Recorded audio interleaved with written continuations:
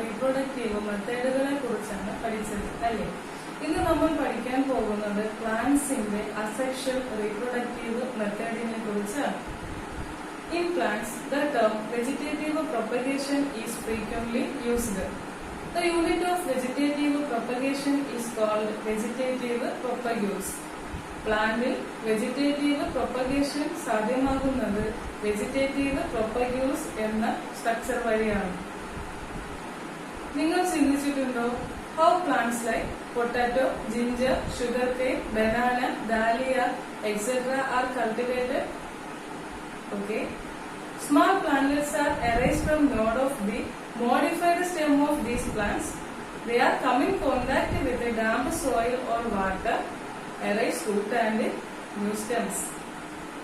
ഇനി നമുക്ക് ഡിഫറെന്റ് ആയിട്ടുള്ള വെജിറ്റേറ്റീവ് പ്രൊപ്പഗ്യൂളുകളെ ഒന്ന് പരിചയപ്പെട്ടാലോ? ഏതൊക്കെയാണവ? They are runner, rhizome, offset, tuber, sucker, bulb, bulbil, yam and leaf buds. ഇവ ഓരോന്നിനെ കുറിച്ച് നമുക്ക് പഠിക്കാം. നമുക്കറിയാം, ഒരു മഴക്കാലമൊക്കെ കഴിഞ്ഞാൽ നമ്മൾ എത്ര തന്നെ വൃത്തിയാക്കാൻ ശ്രമിച്ചാലും നമ്മുടെ വീട്ടുമുറ്റത്ത് നിന്നൊന്നും പോകാത്ത ചിലതരം പുല്ലുവർഗ്ഗങ്ങളുണ്ട് അല്ലേ? അവയുടെ സ്റ്റെമ്മിന്റെ പല ഭാഗത്ത് നിന്ന് റൂട്ട് എറേസ് ചെയ്ത രീതിയിലായിരിക്കും കാണപ്പെടുന്നത്. അപ്പോ സൈനോഡോൺ എന്നറിയപ്പെടുന്ന ഒരു പുല്ല് വിഭാഗം അവയെ ഗ്രൂപ്പ് ഗ്രാസ് എന്നും അറിയപ്പെടുന്നുണ്ട്. അതുകൂടാണ്ട് നമുക്ക് എല്ലാവർക്കും പരിചിതമായ ഒരു പ്ലാന്റ് ആണ് സെന്റെല്ല എന്ന് പറയുന്നത്, കൊടങ്ങ്. ഇവയൊക്കെ എങ്ങനെയാണ്?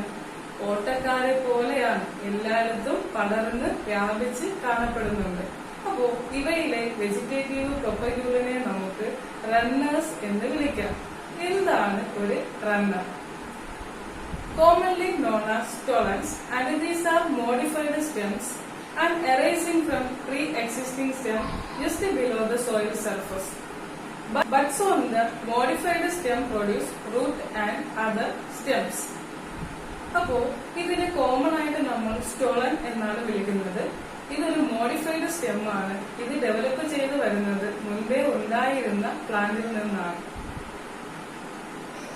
ഇനി സോയിൽ സർഫസിന് തൊട്ട് താഴെയായിട്ടായിരിക്കും ഇത് വളരപ്പെടുന്നത്. ഇതിൽ നിന്ന് ബഡുകൾ ഡെവലപ്പ് ചെയ്യുകയും ആ ബഡിൽ നിന്ന് റൂട്ട് പ്രൊഡ്യൂസ് ചെയ്യുകയും പുതിയ പ്ലാന്റ് ഉണ്ടാവുകയും ചെയ്യുന്നുണ്ട്.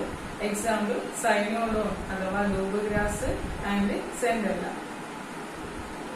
അടുത്തതായിട്ട് നമുക്ക് എല്ലാവർക്കും പരിചയമുള്ള ഒരു പ്ലാന്റ് ആണ് ജിഞ്ചർ അഥവാ ഇഞ്ചി. നമ്മുടെ എല്ലാവരുടെയും വീട്ടിൽ സ്ഥിരം കണ്ടുവരാറുള്ള ഒരു പ്ലാന്റ് ആണ് അല്ലെ? എങ്ങനെയാണ് ജിഞ്ചർ കൾട്ടിവേറ്റ് ചെയ്യുന്നതെന്ന് നിങ്ങൾ ശ്രദ്ധിച്ചിട്ടുണ്ടോ? എങ്ങനെയാണ്?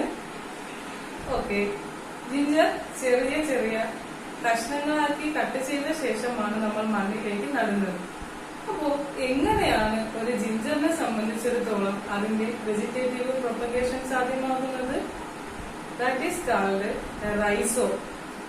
അപ്പോ ജിഞ്ചറിന്റെ വെജിറ്റേറ്റീവ് പ്രൊപ്പഗ്യൂൾ എന്ന് പറയുന്നത് അതിന്റെ റൈസോമാണ്. ഇനി എന്താണ് ഒരു rhizome? These are modified stems that produce root and shoot from its nodes and grow horizontally. ഇതൊരു മോഡിഫൈഡ് സ്റ്റെം ആണ്. അതിന്റെ നോഡൽ റീജിയനിൽ നിന്ന് റൂട്ടും ഷൂട്ടും പ്രൊഡ്യൂസ് ചെയ്യുന്നുണ്ട്. അത് ഹൊറിസോണ്ടലി ആയിട്ടാണ് വളരുന്നത്. അടുത്തതായിട്ട് നമ്മൾ പഠിക്കാൻ പോകുന്നത് ഓഫ്സെറ്റ് എന്ന് പറയുന്ന വെജിറ്റേറ്റീവ് പ്രൊപ്പഗ്യൂൾസിനെ കുറിച്ചാണ്. ഈ പ്ലാന്റിനെ നിങ്ങൾക്ക് എല്ലാവർക്കും പരിചയമുള്ളതായിരിക്കും അല്ലെ? മിക്ക വാട്ടർ ബോഡീസിലും കണ്ടുവരാറുള്ള പ്ലാന്റാണ് ഇത്. This is an aquatic plant, water hyacinth, and commonly known as terror of Bengal.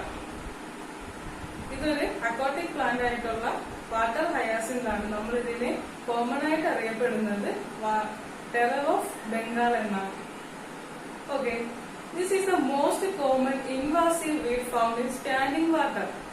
Standing വാട്ടറിൽ കാണപ്പെടുന്ന മോസ്റ്റ് ഇൻവാസീവ് ആയിട്ടുള്ള ഒരു വീഡാണ് ഇതെന്ന് പറയുന്നത്. Invasive means introduced to here. അപ്പൊ എന്തുകൊണ്ടായിരിക്കും ഈ പ്ലാന്റിനെ നമ്മൾ ഇവിടേക്ക് ഇൻട്രൊഡ്യൂസ് ചെയ്തത്? Due to its beautiful flowers and shape of leaves. Okay. ഈ വാട്ടർ ഹയാസിൻത് എന്ന് പറയുന്ന ഒരു മോസ്റ്റ് കോമൺ ആയിട്ടുള്ള ഇൻവാസീവ് വീഡാണെന്ന് നമ്മൾ പഠിച്ചു. അപ്പോ എന്തുകൊണ്ടാണ് ഇതൊരു വീഡായി മാറിയത്? വീഡ് മീൻസ് നമ്മൾ കളകൾ എന്നാണ് നമ്മൾ പറയപ്പെടുന്നത്. അപ്പോ ഈ പ്ലാന്റ് ഏത് വാട്ടർ ബോഡിയിലാണോ എത്തുന്നത്, they drain oxygen from the water body. അത് ആ വാട്ടർ ബോഡിയിലുള്ള ഓക്സിജനെ കംപ്ലീറ്റ് ആയിട്ട് വലിച്ചെടുക്കുകയും ദേ കിൽ അക്വാട്ടിക് ഫിഷസ്. ആ വാട്ടർ ബോഡിയിലുള്ള ഫിഷിനെ എല്ലാം കംപ്ലീറ്റ് ആയിട്ട് നശിപ്പിക്കുകയും ചെയ്യുന്നുണ്ട്. ഈ പ്ലാന്റ് എങ്ങനെയാണ് ഇതിന്റെ വെജിറ്റേറ്റീവ് പ്രൊപ്പഗേഷൻ സാധ്യമാകുന്നത്? ഓഫ്സെറ്റ് എന്ന് പറയുന്ന സ്ട്രക്ചർ യൂസ് ചെയ്തുകൊണ്ടാണ്. അപ്പോ എന്താണ് ഒരു ഓഫ്സെറ്റ് എന്ന് പറയുന്നത്? An offset is A short thick runner like branch which produce a new plant at its tip. The offset grow in all directions from the main stem of the parent plant. അപ്പോ എന്താണ് ഒരു offset? ഇതൊരു short ആയിട്ടുള്ള തിക്ക് structure ആണ്. ഇതിന്റെ ടിപ്പിൽ നിന്ന് പുതിയ പ്ലാന്റ് ഡെവലപ്പ് ചെയ്തു വരും. ഇതിന് ഏത് ഡയറക്ഷനിലോട്ട് വളരാനുമുള്ള കപ്പാസിറ്റി ഉണ്ട്. ഇതൊരു റണ്ണർ ലൈക്ക് സ്ട്രക്ചർ ആണ്. അപ്പോ ഓഫ്സെറ്റ് എന്താണെന്ന് മനസ്സിലാകുമല്ലോ അല്ലേ? അടുത്തതായിട്ട് നമ്മൾ പഠിക്കാൻ പോകുന്നത് എന്താണ് ഒരു ട്യൂബർ എന്നാണ്. നമ്മുടെ വീട്ടിൽ സ്ഥിരം കണ്ടുവരുന്ന ഒരു വസ്തുവാണല്ലോ പൊട്ടറ്റോ. നിങ്ങൾ പൊട്ടറ്റോ ശ്രദ്ധിച്ചിട്ടുണ്ടോ? അതിൽ നിന്ന് സ്മാൾ ഐ ബഡ്സുകൾ ഡെവലപ്പ് ചെയ്ത് വരുന്നതായിട്ട് കാണാം.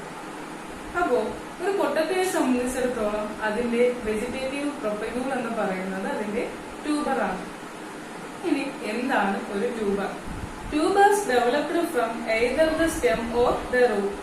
Stem tubers grow from rhizome or runners that swell from storing nutrients, while root tubers propagate from roots that are modified to store nutrients and get too large and produce new plants. So, tubers develop ചെയ്യുന്നത് രണ്ട് രീതിയിലാണ്. Stem ട്യൂബേഴ്സും ഉണ്ട്, root ട്യൂബേഴ്സും ഉണ്ട് അല്ലേ? Stem tubers are developed from runner or rhizome. റൈസോമിൽ നിന്നോ റണ്ണറിൽ നിന്നോ ആണ് stem tubers arise ചെയ്യുന്നത്. അവ സ്വെൽ ചെയ്ത് വരികയും അല്ലെങ്കിൽ വീർത്ത് വരികയും അവ ന്യൂട്രിയന്റ് സ്റ്റോർ ചെയ്യുകയും ചെയ്യുന്നുണ്ട്. ഇനി അടുത്തതായിട്ട് റൂട്ട് ട്യൂബേഴ്സ് ഡെവലപ്പ് ചെയ്യുന്നത് റൂട്ടിൽ നിന്നാണ്. അവയും എൻലാർജ് ചെയ്ത് വരികയും അതിന്റെ അകത്ത് ന്യൂട്രിയന്റ് സ്റ്റോർ ചെയ്ത് വെച്ചിരിക്കുകയും ചെയ്യുന്നുണ്ട്. ഇനി നമുക്ക് ഇവയുടെ എക്സാമ്പിൾ ഒന്ന് നോക്കിയാലോ? Example of stem tuber, potato and yam. An example of root tuber, sweet potato. ഇനി എന്താണ് ഒരു യാം? ഇതൊരു സ്റ്റെം ട്യൂബർ ആണ്. യാം മീൻസ് കോം ഓഫ് ഡയസ്കോറിയ. ഇവിടെ കാച്ചിൽ എന്ന് പറയുന്ന പ്ലാന്റ് ഉണ്ടല്ലോ, ആ കാച്ചിൽ എന്ന് പറയുന്ന പ്ലാന്റിന്റെ കോമിനെയാണ് നമ്മൾ യാം എന്ന് പറയുന്നത്. സ്വാഭാവികമായിട്ടും ഒരു സംശയം വന്നതാണ്, എന്താണ് com? These are solid enlarged underground stem that store nutrients. ഇത് സോളിഡ് ആയിട്ടുള്ള ഒരു അണ്ടർഗ്രൗണ്ട് സ്റ്റെം ആണ്. ഇതിനുള്ളിൽ ന്യൂട്രിയന്റ് സ്റ്റോർ ചെയ്ത് വെച്ചിട്ടുണ്ട്. ഓക്കെ, അടുത്തതായിട്ട് നമ്മൾ എല്ലാവരും ശ്രദ്ധിച്ചിട്ടുണ്ടാവും, നമ്മുടെ എല്ലാവരുടെയും വീട്ടിൽ ബനാന പ്ലാന്റ് ഉണ്ടാവും അല്ലേ? വാഴത്തൈകൾ. ഒരു വാഴയുടെ ചുവട്ടിൽ നിന്ന് ധാരാളം പ്ലാന്റുകൾ ഡെവലപ്പ് ചെയ്ത് വരുന്നതായിട്ട് നമ്മൾ ശ്രദ്ധിച്ചിട്ടുണ്ട്. അപ്പോ ഒരു വാഴയെ സംബന്ധിച്ചിടത്തോളം അതിന്റെ വെജിറ്റേറ്റീവ് പ്രൊപ്പഗ്യൂളിന് എന്ത് പേരിലായിരിക്കും അറിയപ്പെടുന്നത്? That is called sucker. എന്താണ് ഒരു സക്കർ എന്ന് പറയുന്നത്? These are root sprouts and small buds are arise from the base of the parent plant stem or root. അപ്പോൾ റൂട്ട് സ്പ്രൗട്ടുകൾ എന്നാണ് അറിയപ്പെടുന്നത്. സ്മാൾ ബഡ്സ് എറൈസ് ചെയ്യുന്നത് പാരന്റ് പ്ലാന്റിന്റെ ബേസൽ റീജിയനിൽ നിന്നാണ്. പാരന്റ് പ്ലാന്റിന്റെ ബേസിൽ നിന്നോ റൂട്ടിൽ നിന്നോ ആണ് പുതിയ ബഡുകൾ ഡെവലപ്പ് ചെയ്ത് വരുന്നത്. അടുത്തത് നമ്മൾ പഠിക്കാൻ പോകുന്നത് ബൾബ് എന്ന് പറയുന്ന വെജിറ്റേറ്റീവ് പ്രൊപ്പഗ്യൂളിനെ കുറിച്ചാണ്. നിങ്ങൾ എല്ലാവരും സ്ഥിരം കാണാറുള്ള ഒരു വസ്തുവാണ് ഒനിയൻ എന്ന് പറയുന്നത്. ഒനിയൻ മുറിച്ച് അതിന്റെ ഉൾഭാഗം ശ്രദ്ധിച്ചിട്ടുണ്ടോ? എങ്ങനെയാണ് കാണപ്പെടുന്നത്? ഓരോ ലെയറുകളായിട്ടാണ് കാണപ്പെടുന്നത് അല്ലെ? അപ്പോ എന്താണ് ബൾബ്? നമുക്കൊന്ന് പഠിച്ചാലോ. These are inflated part of the stem within which lie the central shoot of new plants. They are typically underground and are surrounded by papery and layered leaves that provide nutrient to the new plant. അപ്പോ ഇതെന്ന് പറയുന്നത് inflated ആയിട്ടുള്ള സ്ട്രക്ചറാണ്. Inflated means flattened സ്ട്രക്ചറുകളാണ്. അപ്പോൾ ഇതിനൊരു papery ആയിട്ടുള്ള കവറിങ്ങും ഉണ്ടാകും, ഇൻഫ്ലേറ്റഡ് ആയിട്ടുള്ള ലീഫ് ലൈക്ക് സ്ട്രക്ചറും ഉണ്ടാവും. ഇതിന്റെ സെന്ററിൽ നിന്ന് ഒരു ആക്സിസ് ഡെവലപ്പ് ചെയ്യുന്നുണ്ട്, അല്ലെങ്കിൽ ഒരു ഷൂട്ട് ഡെവലപ്പ് ചെയ്യുന്നുണ്ട് അല്ലെ. ഇതൊരു അണ്ടർഗ്രൗണ്ട് പാർട്ടാണ്. അപ്പോ ഇതാണ് ഒരു ബൾബ് എന്ന് പറയുന്നതിന്റെ സ്ട്രക്ചർ. അടുത്തതായിട്ട് ബൾബ് പോലെ നമ്മൾ പഠിക്കുന്ന ഒരു സ്ട്രക്ചറാണ്, ഒരു വെജിറ്റേറ്റീവ് പ്രൊപ്പഗ്യൂളാണ് ബൾബിൽ എന്ന് പറയുന്നത്. എന്താണ് ഒരു ബൾബിൽ? നമുക്കൊന്ന് നോക്കിയാലോ. A bulbil is a small young plant that is reproduced vegetatively from axillary bud on the parent plant stem or in place of a flower on an inflorescence.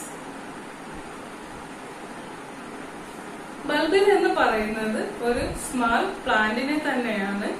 ഇത് ഉണ്ടായി വരുന്നത് ആക്സിലറി ബഡിൽ നിന്നാണ്. ഇത് സ്റ്റെമ്മിന്റെ ആക്സിലറി ബഡിൽ നിന്നും ഉണ്ടായി വരാം, അല്ലെങ്കിൽ ഇൻഫ്ലോറസെൻസിന്റെ പൂങ്കുലന്റെ ഭാഗത്ത് നിന്നും പ്രൊഡ്യൂസ് ചെയ്യുന്നുണ്ട്. ഇതാണ് ഒരു ബൾബിൽ എന്ന് പറയുന്നത്. ബൾബിൽ വെജിറ്റേറ്റീവ് പ്രൊപ്പഗ്യൂളായുള്ള ഒരു പ്ലാന്റിനെയാണ് അഗേവ് എന്നാണ് അറിയപ്പെടുന്നത്. അടുത്തതായിട്ട് നിങ്ങൾ ഈ പ്ലാന്റിനെ കണ്ടിട്ടുണ്ടോ? ഇതിന്റെ പേരാണ് ബ്രയോഫില്ലം എന്ന് പറയുന്നത്. ഈ പ്ലാന്റിന്റെ പ്രത്യേകത എന്താണെന്ന് നോക്കൂ. ഈ പ്ലാന്റിന്റെ ലീഫിന്റെ മാർജിനിൽ നിന്നും സ്മാൾ ബഡുകൾ എറേസ് ചെയ്യുന്നുണ്ട്. അപ്പോ ഈ പ്ലാന്റിന്റെ വെജിറ്റേറ്റീവ് പ്രൊപ്പഗ്യൂളിനെ എന്ത് പേരിലായിരിക്കും അറിയപ്പെടുന്നത്? Okay, adventitious leaf buds. ഇനി എന്താണ് ഒരു അഡ്വെന്റീഷ്യസ് ലീഫ് ബഡ് എന്ന് നമുക്ക് നോക്കാം.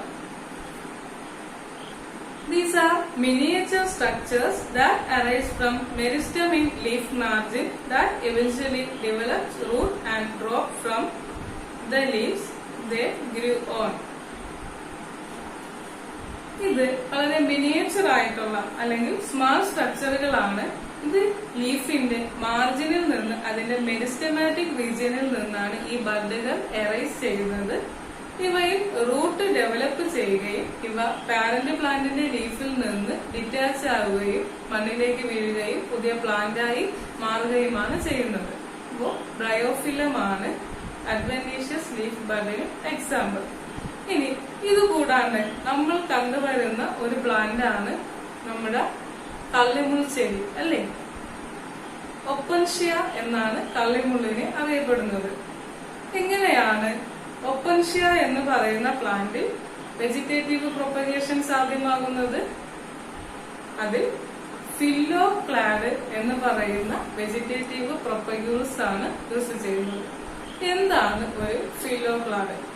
It is a flattened branch of stem join resembling and functioning as a leaf. ഒരു ഫില്ലോക്ലാഡ് എന്ന് പറയുന്നത് വളരെ ഫ്ലാറ്റൻഡ് ആയിട്ടുള്ള സ്റ്റെമ്മിൽ ജോയിന്റുകളാണ്. ഇവ നോർമൽ ആയിട്ടുള്ള ഒരു ലീഫിനെ പോലെയാണ് ഫംഗ്ഷൻ ചെയ്യുന്നത്. ഇത് സോയിലിലേക്ക് എത്തുമ്പോൾ റൂട്ട് എറേസ് ചെയ്യുകയും പുതിയ പ്ലാന്റ് പ്രൊഡ്യൂസ് ചെയ്യുകയും ചെയ്യുന്നുണ്ട്. അപ്പോ നമ്മൾ ഇതുവരെ പഠിച്ച എല്ലാ വെജിറ്റേറ്റീവ് പ്രൊപ്പഗ്യൂളും ന്യൂ പ്ലാന്റിനെ പ്രൊഡ്യൂസ് ചെയ്യാൻ വേണ്ടിയിട്ട് കേപ്പബിൾ ആണ് അല്ലേ. ഒരു കാര്യം ശ്രദ്ധിച്ചാൽ അറിയാം, ഈ വെജിറ്റേറ്റീവ് പ്രൊപ്പഗ്യൂളുകൾ ഒന്നും തന്നെ രണ്ട് പാരന്റിന്റെ സഹായത്തോടു കൂടി ഉണ്ടായതല്ല. ഇവയെല്ലാം സിംഗിൾ പാരന്റിൽ നിന്ന് പ്രൊഡ്യൂസ് ചെയ്തതാണ് അല്ലേ. അതുകൊണ്ട് നമുക്ക് ഇവയെല്ലാം അസെക്ഷൽ റീപ്രൊഡക്റ്റീവ് മെത്തേഡിൽ തന്നെ ഇൻക്ലൂഡ് ചെയ്യാം.